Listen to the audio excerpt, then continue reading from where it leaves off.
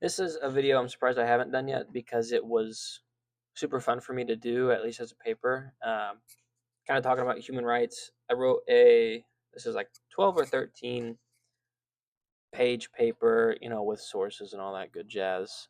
Last semester for my human rights class. The class was called Human Rights slash International Law. My title here is Human Rights. Maybe the cave is the only option. It was for a 300 poli sci class.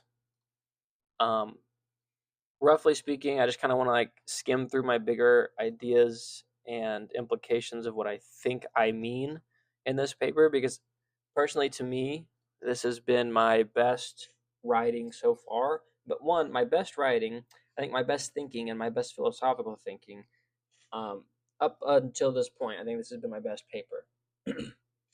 What I get into is I talk about universalism, I talk about cultural relativism, I talk about Western intervention in regards to like intervening in human rights activities to the degree of military intervention. More specifically, I talk about Western ideology comparatively to like let's say Eastern.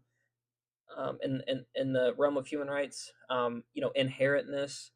I talk about the brain and like our feelings as a people, like if we're special, blah blah blah blah. But just to get into it, Jack Donnelly I use a lot specifically for the universalist idea. Also, if you want to read this paper, um, it's in my link tree or whatever. But I kind of just want to like riff a little bit on it because I like this topic. One, I'll just say my thesis is that I don't think human rights exist inherently. We don't get them because we're human. They're given to us by state, therefore not by our race, because they're only ever actualized if defended appropriately, and we have to have a correct state to defend our rights. Hence, America's civil liberties, our liberties in general here. We have them because they're kind of protected by a governing body. We don't have them because we just have them. That doesn't really work in my head. And so the universalist idea, specifically Donnelly's definition, is an idea that suggests that we do need to be kind of flexible with our demeanor in terms of suggesting, what does universal actually mean? And he goes and he clarifies it's specifically kind of geographically located, like in the Americas, in Europe, in Russia or Asia or wherever. There can be universality within those distinct locations, meaning that we could have different ideas. He's being like a semi-relativist, in my opinion, when he says this. Um, Here's a quote that he uses specifically from the Oxford English Dictionary. Universal means applies across all of a particular domain. Universality is a relative to a particular universe of application. So more specifically, like he's like a relativist, but he still wants to hang on to this universal ideas because he believes that all humans have inherent value and should have inherent human rights or do have inherent human rights. The problem with this, though, is that like when you get into this idea of suggesting that the only true way is like through the United Nations, which I'm not saying he totally suggests, but he does suggest that Western ideas are a bit on the upswing, right? Western ideas are kind of the top of the totem pole in a sense, and um, this is where I think like he falls through, and like he makes a great argument, and I'd have to do some bit more research. I could be persuaded in a different way. Don't get me wrong, but he almost right off the bat suggests that we have to be flexible in our meanings. And I don't know how you're supposed to be flexible with something that's supposed to be so human right-ish. Like if I suggest that all humans should have the right of freedom of speech and freedom of religion, well, it's very clear that that doesn't exist universally. Even if you want to talk about geographically, uh, he brings up like the I don't know if it's more ancient or it's probably still today, but the Islam or the world of Islam, it talks more specifically of just giving the rights to Muslim men. So, like, if you're talking specifically about Muslim men, then sure they have inherent rights. That's the problem, though. What about kids? What about people that are gay? What about people that are non-religious? What about women? What about all these different things? They're all humans. That doesn't, you know, like we're talking about human rights here. We're not talking about anything else. We're not.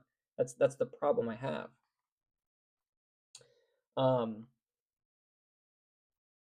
get into my where do I want to go for here?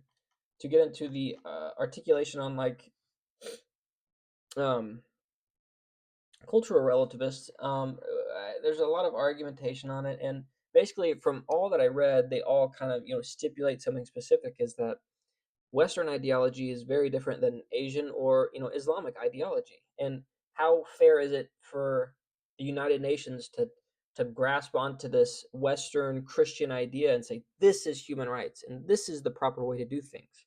Us here in America might agree, but others across the sea might not. And it's very fair to understand that this might not be the most adequate way to do things. If it is, if we are suggesting that it is, which I make this point later on, if we suggest that Western ideology is the proper route and is the actual ultimate way to get human rights and like a utopian society, then what do? Are we supposed to do just like kind of incinerate all these other cultures and destroy the culture, the multicultural world we have?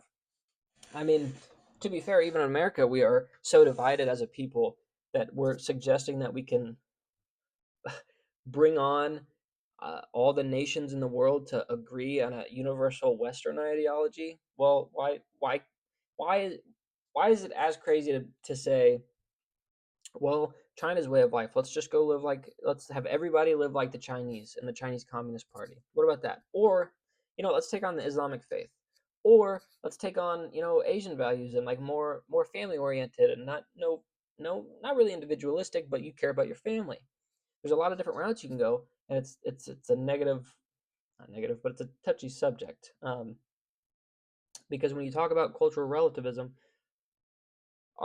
there's a route of suggesting that Western ideology is number one. If you do so, then how do you navigate that? And so that kind of will lead into my military intervention piece. And I get into the weeds a bit about like justice and injustice, and I create this idea of there's no actual true justice. It's always created through injustice. Since it's created through injustice, there is no actual true justice. I said that way too long. But my point is that justice doesn't exist without injustice. And if you need justice, or if you need an injustice to create the justice, it's not moral or appropriate. Um, Man, I was going somewhere specific with that. What else do I talk about here? Pausing, hang on. Mm-mm-mm-mm-mm. Oh, yeah. Okay, this might be like a two-parter or something. I think I used Michael Walzer here. Yeah, specifically for military intervention, this is how I like define it. I define it with Michael Walzer. The word is not defined as a criminal activity, and though the practice of intervening often threatens the territorial integrity and political independence of invaded states, it can sometimes be justified. It is more important to stress at the outset, however, that it always has to be justified. I'll try to define this real quick, and I'll probably pause and do a second part. Um, Sorry, I'm like getting over a sickness too, by the way. I suggest that this is very deontological, very Immanuel Kant-esque. Like you need to do the action that is just prior. Like you can only do a just action, not you can't worry about the outcome, and that's the problem. You're never going to know the outcome of the warfare, therefore you can't do it. Your action can't be immoral. Your action can't be to bomb this place to try and save some other people because you don't know the outcome. It's always unjust. I'm kind of articulating in a crazy way. I know, like warfare is almost always unjust. It's almost always inappropriate, and we shouldn't do it.